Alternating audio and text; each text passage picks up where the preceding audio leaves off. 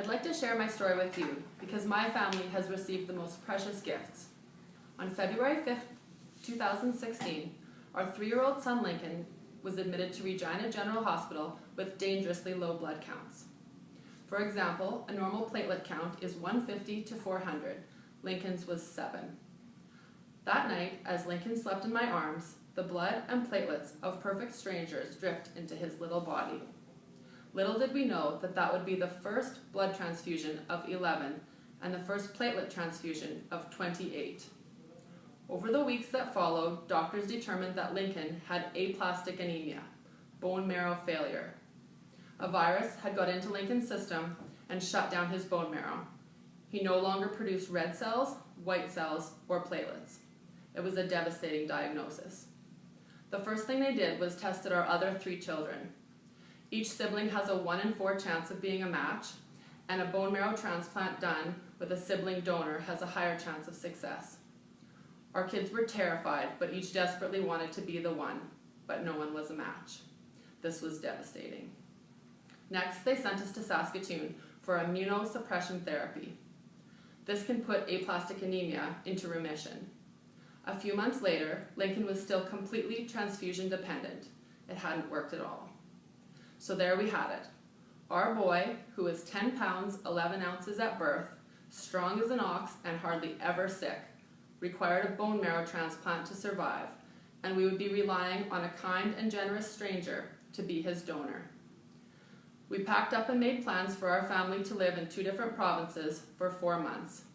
We began pre-transplant testing and meetings with the bone marrow transplant team at Alberta Children's Hospital.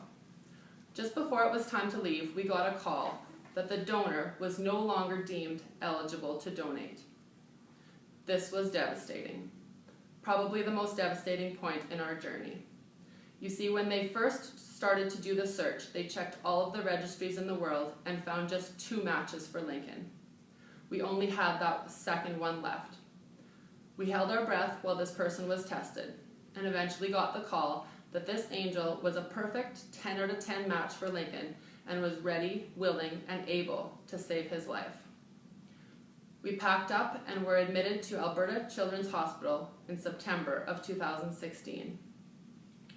Lincoln began 5 days of chemo followed by full body radiation. We were warned that at this point our child would be in a state that no parent would ever want to see their child in. They said he'd be extremely sick and lethargic, but he wasn't. All Lincoln wanted to do was have a dance party.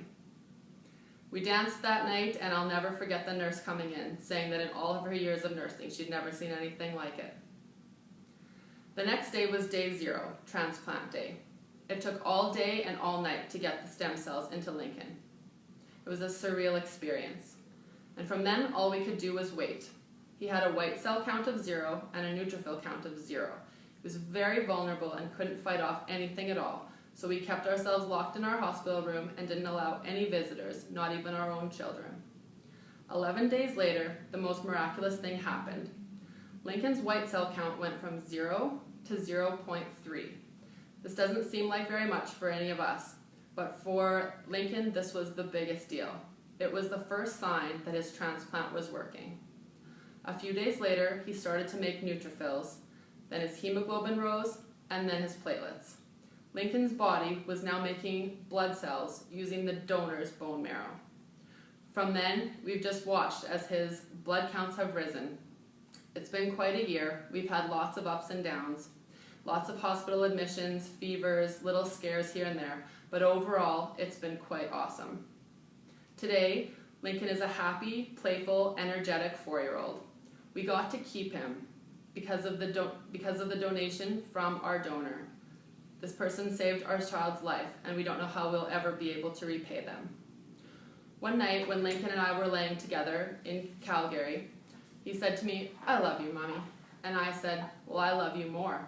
And he said, "No, you don't, because I love you all the love." So that has become my favorite line. And I would like to say to Canadian Blood Services, to everyone who donates blood and platelets, to everyone in the One Match Registry, and to the angel on earth who saved our baby's life, we love you all the love.